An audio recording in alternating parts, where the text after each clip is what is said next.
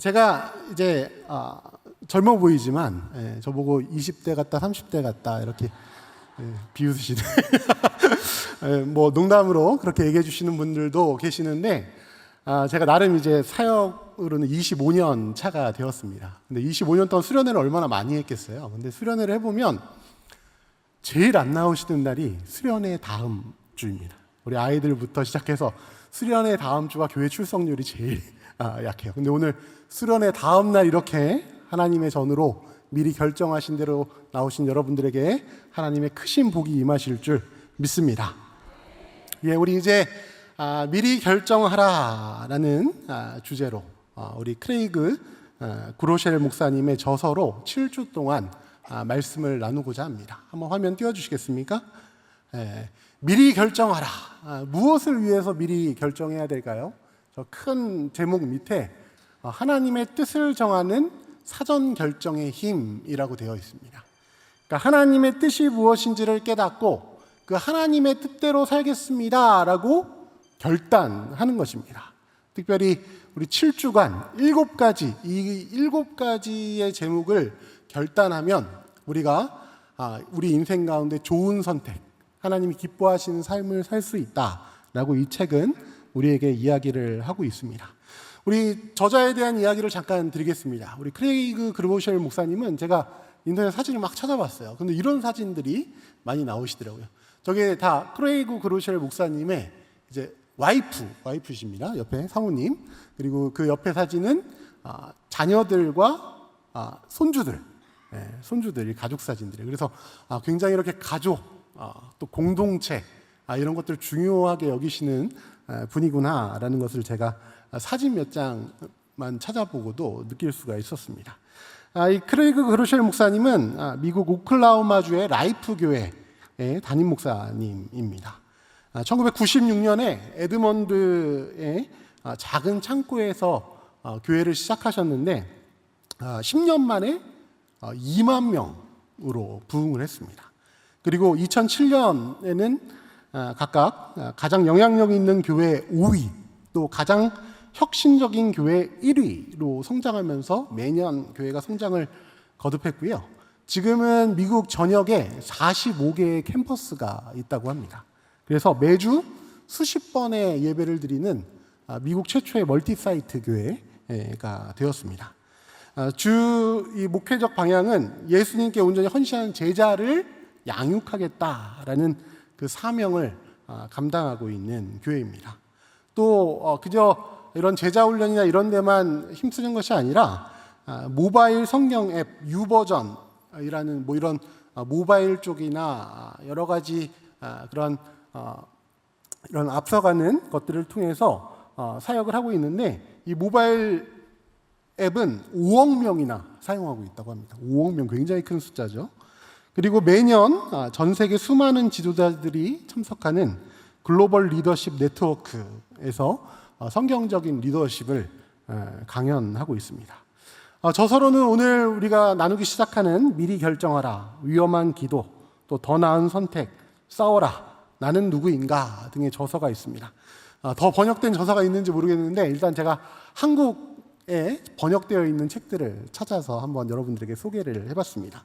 주로 인생의 목적과 방향, 또 교회의 리더십, 또 성도의 사회적 책임과 영적 성장에 대한 주제들을 다루는 책들을 주로 저술하고 계시는 베스트셀러 작가라고 하십니다.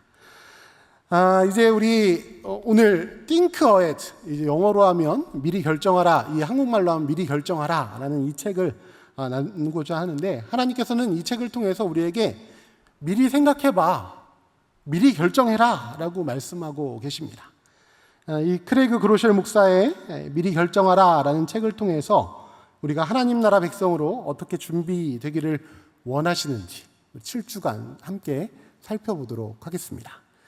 영어 공부를 해보신 우리 목사님들 세대는 다 그러실 텐데요.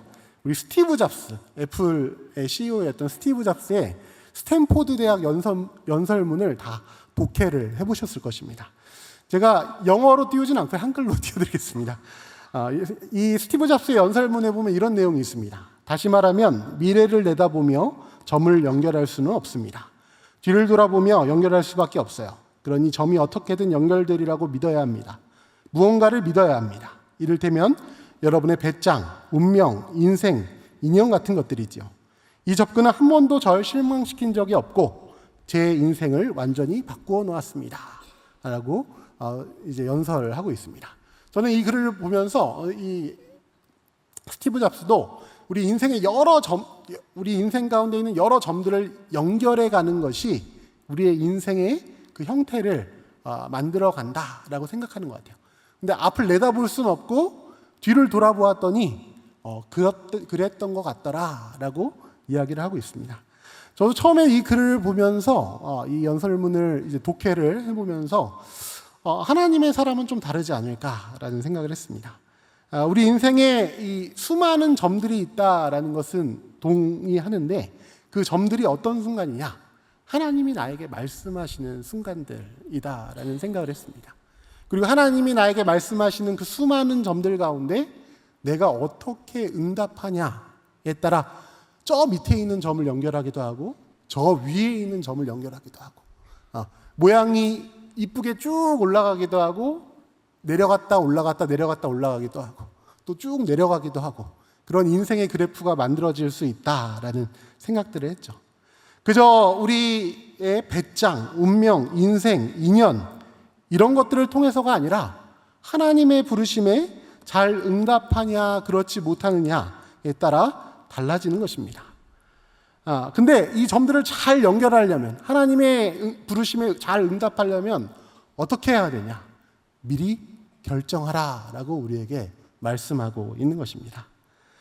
오늘 말씀을 통해서 하나님이 주신 우리 인생의 선택의 순간들 또 그 점들을 지혜롭게 잘 연결할 수 있도록 미리 결정하시는 우리 성도님들 되시기를 간절히 축원합니다. 하나님은 우리의 선택의 순간에 항상 우리와 함께 하셨습니다. 우리가 어떻게 응답하고 순종하였는지에 따라 올라가기도 하고 내려가기도 할 것입니다. 우리의 삶은 우리가 내리는 이런 결정들의 총합입니다. 그래서 중요한 것은 우리의 결정에 따라 우리의 삶의 질이 결정되는 것이죠. 사도 바울도 로마서 7장 19절에서 좋은 결정을 내리지 못할 때가 너무 많아서 답답하다라고 인정했다고 합니다. 로마서 17장 19절 말씀을 보면 내가 원하는 바 선은 행하지 아니하고 도리어 원하지 아니하는 바 악을 행하는도다. 그러니까 선택을 했다는 거죠. 나는 잘 알고 있었음에도 여러 가지 유혹과 시험 때문에 그러지 못할 때가 있었다. 우리 인생 가운데 좋은 선택을 하는 것이 쉽지 않다는 것입니다. 좋은 선택, 올바른 결정이란 무엇입니까? 그리스도인들에게 올바른 인생의 결정이란 하나님을 기쁘시게 하는 삶입니다. 이것이 바로 우리가 미리 결정해야 하는 이유인 것입니다. 그렇다면 올바른 인생의 결정, 하나님의 뜻에 순종하는 것을 방해하는 여러 가지 걸림돌들이 있는데 책에서는 3가지 걸림돌을 우리에게 이야기하고 있습니다. 첫 번째는 결정할 일이 너무나도 많다라는 것입니다. 연구에 의하면 우리가 하루에 3만 5천 개의 결정을 한다고 그래요. 약 3만 5천 개의 결정. 많죠?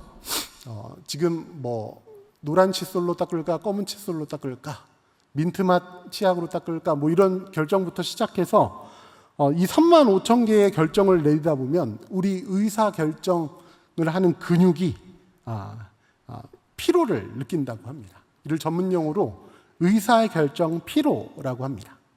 이 결정의 양이 늘어날수록 결정의 질은 떨어지게 되는 것이죠. 두 번째 걸림돌은 두려움이라고 합니다. 중요한 결정을 내릴 때 우리는 잘못된 결정을 내릴까 봐 이제 주저하는 것이죠. 이것을 전문 용어로는 분석 마비라고 하는데 결정 장애라고 하죠. 점심에 뭐 먹지? 부터 시작해가지고 이사를 해도 될까? 지금 집을 사도 될까? 우리 패닉 바잉이라고 하죠. 남들이 다 집을 사니까 영끌해서 집을 사는 뭐 이런 것들을 이야기하는 것입니다. 특히 우리 그리스도인들은 더 골치가 아프다고 하는데 사람들은 내 이익과 또 손실만 고민을 하면 되지만 우리 크리스천들은 하나님의 뜻을 분별해야 한다라는 큰 부담감을 가지고 있기 때문에 더 이 두려움이 큰 것입니다. 세 번째 걸림돌은 감정입니다. 우리의 이성보다 감정의 지배를 받기가 쉽다라고 합니다. 우리의 감정이 우리를 압도할 때가 훨씬 더 많다라는 것이죠. 이 순간의 감정에 따라 잘못된 결정을 내릴 때가 많습니다. 예를 들어 자녀에게 고함을 지르고 싶지 않지만 얼굴을 보면 어떻게 됩니까? 고함을 지르게 되는 것이죠. 저도 너무나 좋은 아빠이고 싶고 이성적으로는 잘 알고 있는데 집에 들어가서 아이들이 뛰기 시작하면 밑에 할아버지가 속상하실 텐데 하면서 점점 목소리가 커지고 소리를 지르게 됩니다. 처음에는 밑에 층 할아버지께서 많이 올라오셨는데 요즘에는 안 올라오시더라고요. 제가 소리 지르는 걸 들으셨나 봐요, 문 밖에서. 제가 아는 목사님 이야기를 하나 해드리겠습니다. 예전에 교육전서 때 부목사님이 신방을 다녀오셔서 이런 이야기를 해주셨어요. 새벽 예배 끝나고 그때 교회가 숙대 입구였는데 서울 한복판이었죠. 거기서 이제 분당으로 신방을 새벽에 가셨습니다. 새벽에 차가 없잖아요. 슝슝 가는데 갑자기 앞에서 차가 끼어들어가지고 사고가 날 뻔한 거예요. 목사님이 너무 화가 나셔서 창문을 내리고 운전을 그따 했는데 그쪽 문에서도 차를 내렸는데 같은 교회 장로님이신 거예요. 숙대 입구에 있는 교회 목사님과 장로님이 분당에 있는 도로에서 만난 거죠. 그것도 새벽에. 이럴 확률이 어디 있겠습니까? 그래서 우리는 이렇게 항상 내가 목사든 장로든 그리스도인이든 좋은 아빠든 그렇지 못한 아빠든 감정에 압도당할 때가 많다라는 것이죠. 그러면서 항상 감정을 잘 추스려라 라고 조언을 해주셨습니다.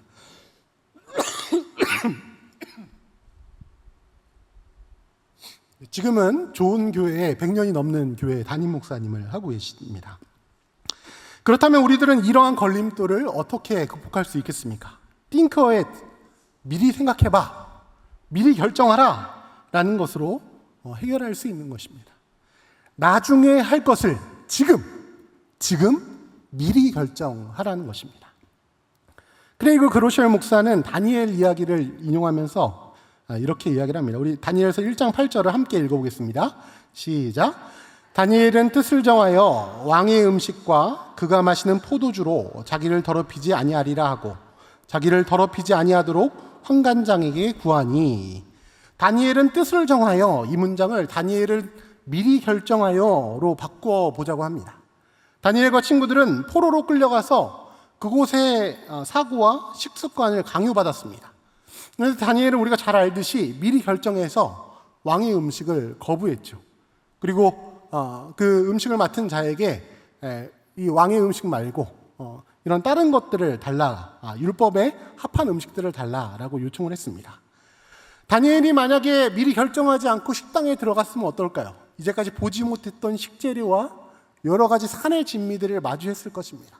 그리고 유혹받았을 수도 있겠지요. 근데 다니엘은 그곳에 들어가기 전에, 음식을 받기 전에, 그런 대접을 받기 전에 미리 결정해서 내가 하나님이 기뻐하시는 삶을 살겠다라고 미리 결정해서 그 산의 진미, 그 수많은 문화 혜택의 유혹을 뿌리칠 수가 있었습니다. 그것은 하나님 중심의 가치관을, 올바른 결정을 내리기 위한 인생의 가치관, 하나님 중심의 가치관을 미리 결정하는 데서 가능했던 것입니다. 미리 결정해두면 어떤 유익이 있습니까? 미리 결정해두면 일상에서 결정해야 할 사항들이 줄어듭니다. 그래서 의사결정 피로를 줄일 수가 있죠. 아까도 말씀드렸던 스티브 잡스, 이 스티브 잡스는 PPT 화면을 보여주시겠습니까? 네. 보시면 1998년부터 이제 2011년까지 스티브 잡스의 사진입니다. 복장이 어떤가요? 똑같죠? 똑같은 신발과 똑같은 청바지, 똑같은 티셔츠를 입고 살아왔어. 왜 이런 결정을 했습니까?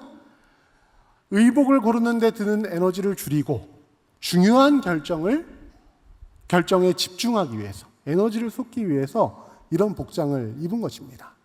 우리도 우리 인생의 수많은 것들, 우리의 인생을 피로하게 만드는 수많은 것들, 중요하지 않은 것들을 내려놓고 하나님이 주시는 중요한 결정을 잘 할 수 있도록 미리 결정해야 됩니다. 또 미리 결정해두면 두려움이 줄어들어서 일관된 결정을 내릴 수가 있습니다. 내가 무서워서 할까 말까 하다가 안 하려고 했던 것을 하는 것이 아니라 우리 가치관에 따라서 결정하는 것입니다. 저는 이제 컴퓨터를 이제 많이 저에게 조언을 구하세요. 어떤 컴퓨터를 사면 될까요? 라고 조언을 구해서 대학교 때부터 쭉 그런 조언들을 응답을 해줬는데, 제가 제일 먼저 묻는 것이 예산이 얼마세요?랍니다. 왜냐하면 보다 보면 점점 더 좋은 것을 사고 싶은 마음이 사람의 마음이에요. 그래서 내가 가진 경제력보다 더 좋은 것을 가지기 위해서 힘씁니다. 그런데 비싼 걸 사도 그 기능 다 못 쓰거든요. 그래서 제가 제일 먼저 물어보는 게 예산이 얼마세요? 그 다음에 용도가 무엇입니까? 이 두 가지를 물어봅니다. 그럼 그 예산 안에서 그 용도에 가장 적합한 컴퓨터를 구해서 선교사님이든 동료든 성도님이든 이렇게 조언을 해드렸던 경험이 있습니다. 집을 사는 문제, 이사를 하는 문제, 진로를 결정하는 문제, 우리 인생의 수많은 문제들 가운데 두려움이 있지만 우리가 명확한 기준을 두면 이 두려움에 따라서 결정이 좌지우지되는 것이 아니라 우리가 가지고 있는 하나님 중심의 가치관을 가지고 결정할 수 있다라는 것이죠. 또 미리 결정해두면 감정에 의한 충동적인 선택을 줄일 수 있습니다. 이는 우리가 원하는 방향, 더 나아가 하나님이 원하는 방향으로 나아갈 수 있도록 우리를 돕습니다. 대부분의 사고는 왜 일어납니까?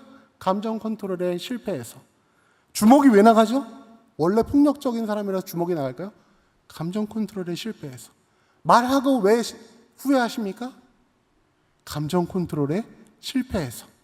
근데 미리 결정해두면, 내가 하나님의 사람이라는 것을 미리 결정해두면 이런 감정에 휘둘리지 않고 하나님의 말씀의 기준에 합하여 결정을 내릴 수 있다는 것이죠.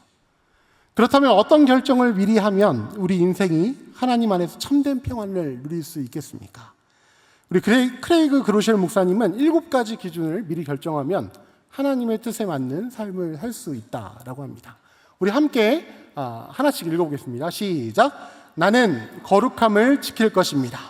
나는 하나님을 최우선으로 섬길 것입니다. 나는 하나님께 충성할 것입니다. 나는 선한 영향력을 발휘할 것입니다. 나는 힘껏 베풀 것입니다. 나는 꾸준히 노력할 것입니다. 나는 포기하지 않을 것입니다. 이 7가지 결정을 미리 해두면 하나님이 기뻐하시는 삶을 살 수 있다고 크레이그 그로셜 목사님은 우리에게 권면하고 있습니다. 우리 인생의 작은 결정들은 우리의 삶을 만들어갑니다. 위에 7가지 기준대로 미리 결정해두면 우리 인생의 목표, 하나님께 영광 돌리는 삶을, 하나님을 기쁘시게 하는 삶을, 하나님의 뜻대로 사는 삶을 살 수 있을 줄 믿습니다. 성도 여러분, 올바른 결정을 내리기 위해 미리 준비하시고 또 하나님의 도우심을 구하셔서 항상 기도하시고 하나님의 말씀을 묵상하셔서 하나님을 기쁘시게 하는 삶을 사시기를 간절히 축원합니다. 오늘 우리는 첫 번째 미리 결정하기를 원합니다. 다시 한번 해볼까요? 나는 거룩함을 지킬 것이다. 아멘. 레위기 19장 2절에서 너희는 거룩하라. 나 여호와 하나님이 거룩함이니라 라고 하나님께서 말씀하셨습니다. 그러므로 나는 거룩함을 지킬 것이다 라는 결단은 해도 되고 안 해도 되는 결단이 아니라 반드시 해야 하는 결단입니다. 제가 중학생들 12년 동안 이렇게 같이 예배드리면서 섬길 수 있었습니다. 사역 경험 가운데. 그런데 중학교 여학생들의 항상 고민이 있습니다. 이 여학생들의 고민은 뭐냐면 남학생들이 너무 유치하다는 거예요. 그래서 제가 중학생들을 12년 동안 가르쳐 보니까 중학교 여자아이들이 고등학교 오빠들 좋아할 수밖에 없구나. 왜냐면 너무 수준 차이가 많이 나요. 남자 중학생들은 초등학생에 가깝고요. 여자 중학생들은 이제 고등학생에 더 정신 연령이 가깝습니다. 그래서 제가 이런 여자애들이 저에게 상담을 오면 이런 이야기를 해줍니다. 남자가 어떤 사람이냐. 하나님한테 처음으로 혼났을 때 여자 핑계를 댔다. 이렇게 속 좁고 이렇게 못난 게 남자들이다. 그러니까 너희들이 이해해라.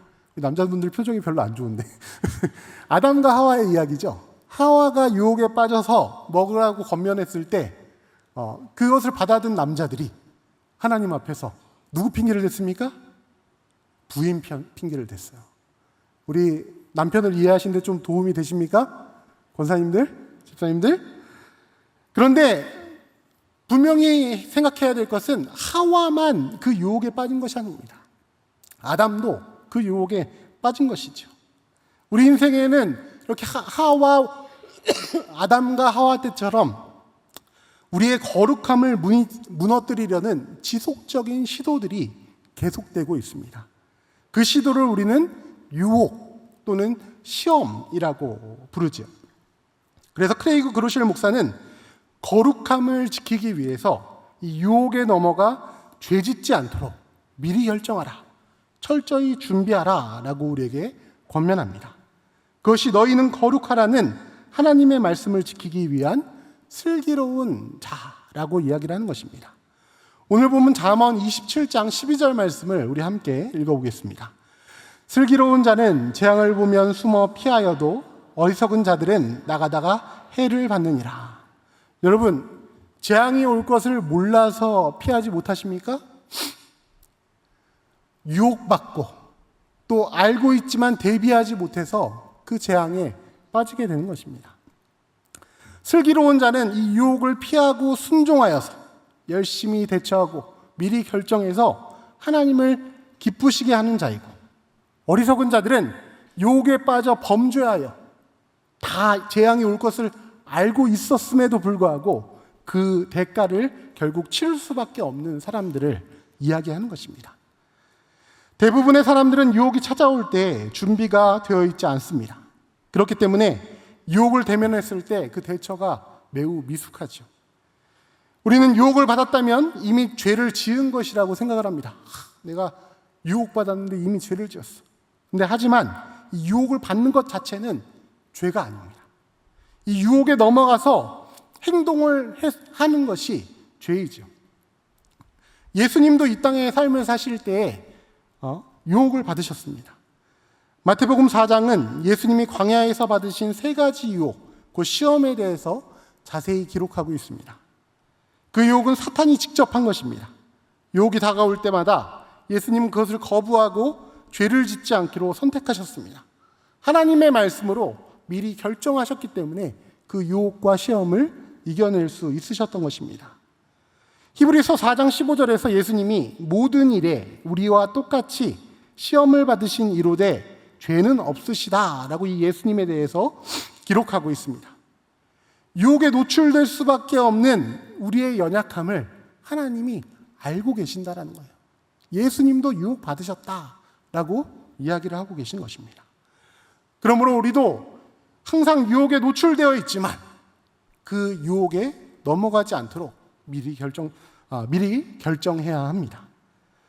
유혹이 우리에게 어떻게 다가옵니까? 유혹은 속삭이면서 다가와요. 저처럼 이거 하세요, 저거 하세요 라고 얘기하는 것이 아니라 조금씩 지속적으로 얘기하는 것입니다. 유혹을 받았으면 야, 너 유혹 받았잖아. 지금 벌써 3번째인데 이쯤이면 한번 해봐도 돼. 이렇게 계속해서 우리에게 속삭이는 것이죠. 유혹 받았으니까 넌 이미 한 반쯤 들어왔어. 죄를 지은 거야. 그냥 그렇게 해버려 라고 우리에게 속삭이면서 우리의 연약함을 건드리는 것이죠. 수많은 사람들이 이러한 속삭임에 쉽게 넘어갑니다. 예수님도 3번 유혹당하지 않으셨습니까? 그리고 그 이후에도 얼마나 수많은 유혹 가운데 있으셨겠습니까? 유혹은 우리 인생 가운데 지속적으로 우리를 무너뜨리려고 합니다. 우리는 유혹의 단계에서 더 나아가기를 멈추고 옳은 결정을 내리는 것이 중요합니다. 크레이그 그루실 목사님의 친구 중에 하나가 이런 이야기를 자주 했다고 해요. 죄는 죽이는 기분을 선사하다가 진짜로 죽인다. 죄는 넋을 잃게 만들다가 진짜로 목숨을 잃게 만든다. 이 죄는 우리를 하나님에게서 분리시켜서 죽음으로 인도하는 것입니다. 오직 각 사람이 시험을 받는 것은 자기 욕심에 끌려 미혹됨이니 욕심이 잉태한즉 죄를 낳고 죄가 장성한즉 사망을 낳느니라. 이렇게 야고보서 말씀처럼 죄는 하나님과의 관계를 끊고 우리를 평강과 기쁨에서 멀어지게 합니다. 그럼에도 불구하고 우리는 결국 죄를 짓고 맙니다. 왜일까요? 한 가지 이유는 양자택일의 오류이기 때문입니다. 우리에게 두 가지 선택지밖에 없다라고 생각하기 때문이죠. 첫 번째 선택지는 내가 유혹에 맞서 싸우는 것이고 나는 수호자의 삶을 살 거야. 가지도 보지도 않을 거야 하는 것이고, 두 번째 선택지는 내가 유혹당했으니까 유혹에 빠져야지라고 굴복하는 것이라고 합니다. 그런데 우리에게는 하나님 덕분에 더 좋은 선택지가 있다라고 이 책에서는 이야기를 하고 있습니다. 하지만 많은 그리스도인들이 이를 간과하고 있다라고 합니다. 그것은 바로 유혹을 피하기로 미리 결정하는 것입니다. 오늘 본문은 이야기합니다. 유혹 앞에 우리가 얼마나 어리석은지, 슬기로운 자가 되라라고 거듭 권면합니다. 우리 유혹 앞에 우리의 모습이 어떠한지를 잘 보여주는 유튜브 영상이 있어서 제가 가져왔습니다. 우리 잠시 보겠습니다. 독수리와 백로입니다. 독수리의 입에 보시면 먹을 것이 있어요. 이것을 어떻게 하나 잘 보시죠.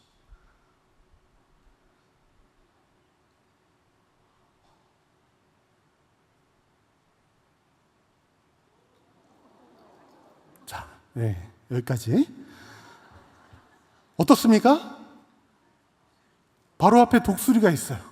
독수리가 굉장히 똑똑하죠? 입에 있던 미끼를 철장 밖에 있는 이 백로에게, 자유 속에 있는 자유함 가운데 있는 백로에게 미끼를 던져줍니다. 그래서 이 철장 가운데 있는 독수리에게 잡혀요. 유혹 앞에 우리들의 모습이 이렇다는 것이죠. 우리는 지속적으로 유혹받는데 그 눈앞에 있는 그것 때문에 우리의 피로와 감정과 또 우리의 여러 가지들을 견디지 못하고 그것들을 감당하게 그 유혹에 빠지게 되는 것입니다. 그래서 유혹을 피하기 위해서 두 가지 부분을 고려하라고 합니다.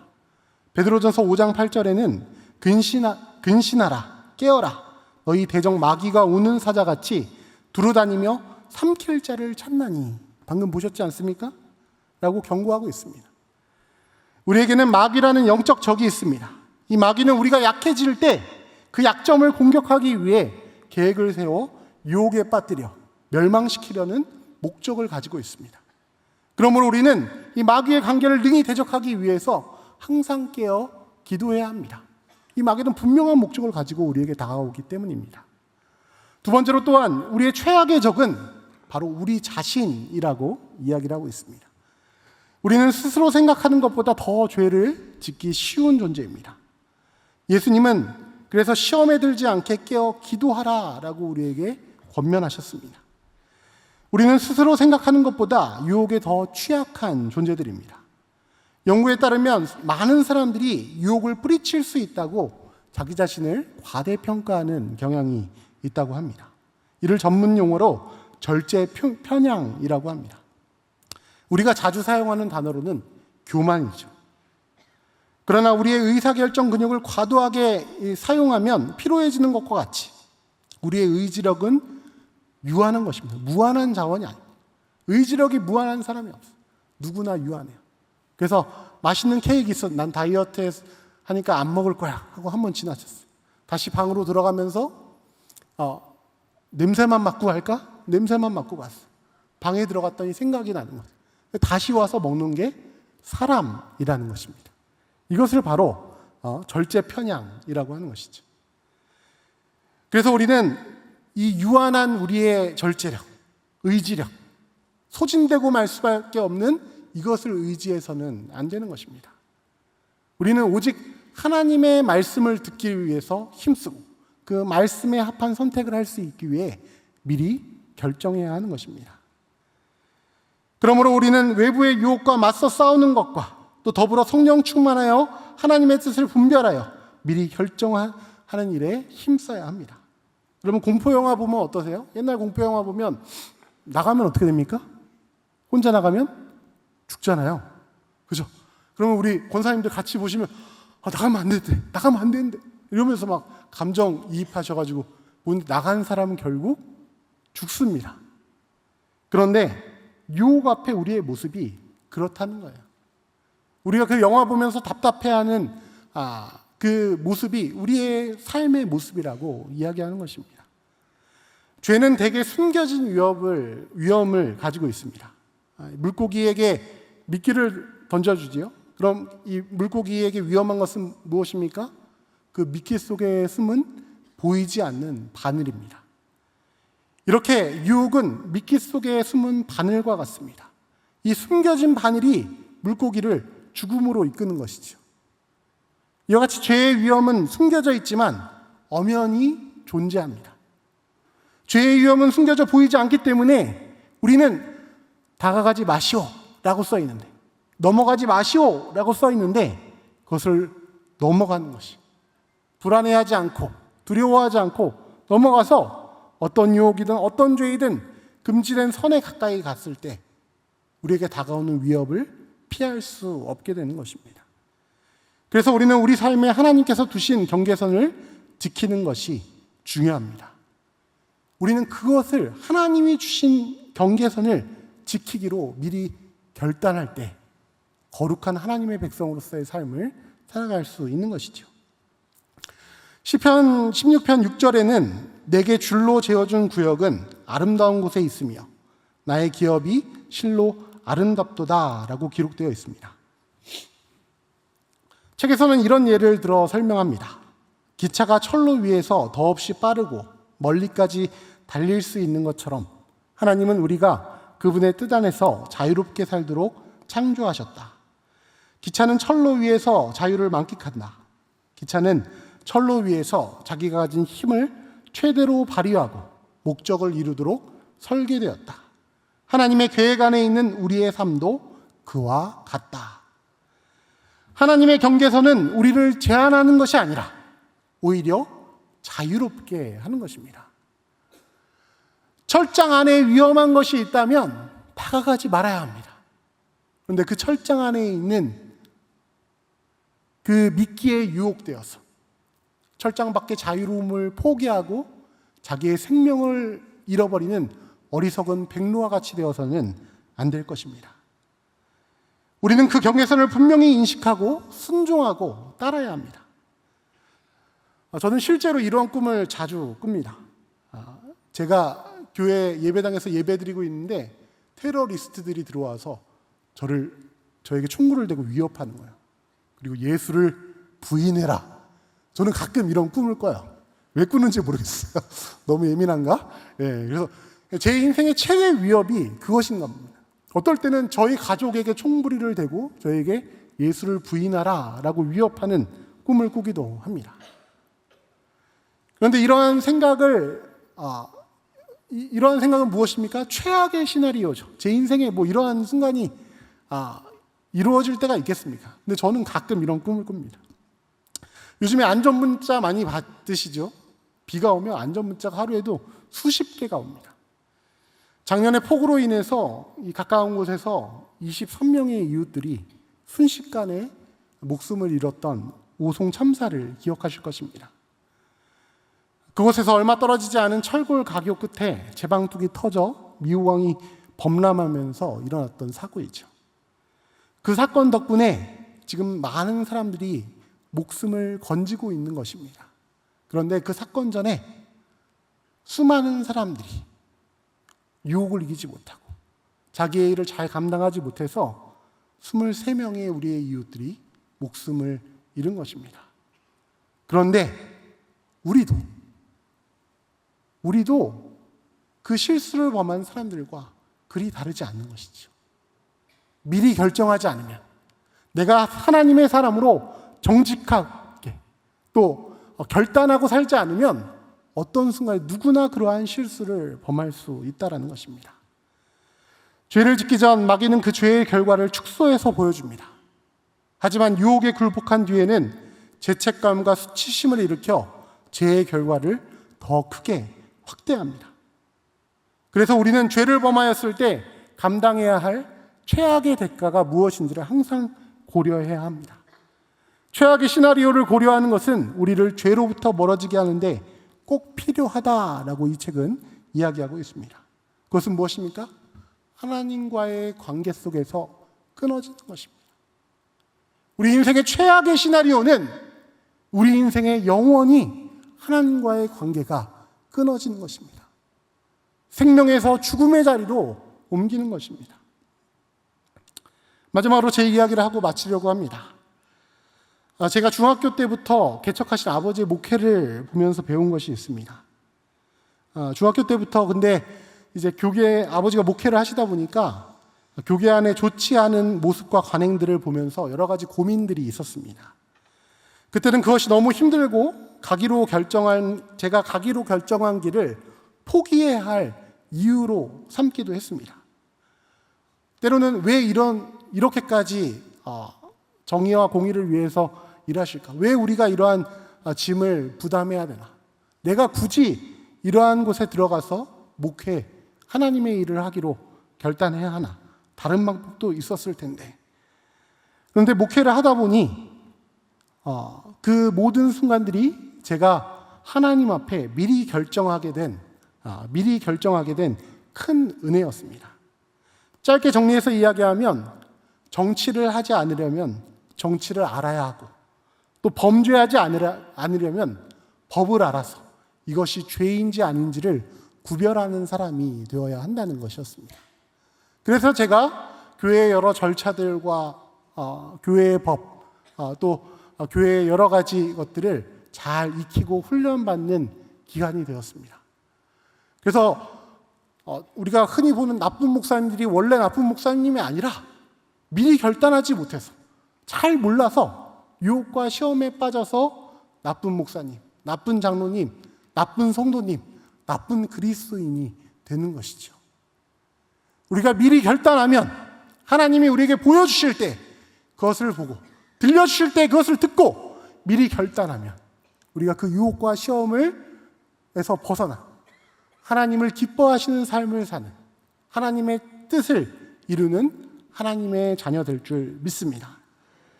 유혹은 언제나 우리 곁에 있지만 철저히 준비하고 하나님의 경계선을 지키며 죄의 결과를 진지하게 고려하는 것이 우리가 유혹에 넘어가지 않고 거룩함을 지키는 방법인 줄 믿습니다. 우리 같이 외치고 마치도록 하겠습니다. 따라해 보시죠. 더 크게 나는 거룩함을 지킬 것입니다. 오늘 우리는 미리 결정한 줄 믿습니다. 하나님의 거룩한 백성으로 살아가시는 우리 상당교회 성도님들 되시기를 간절히 축원합니다. 기도하시겠습니다. 거룩하신 하나님 아버지 감사합니다.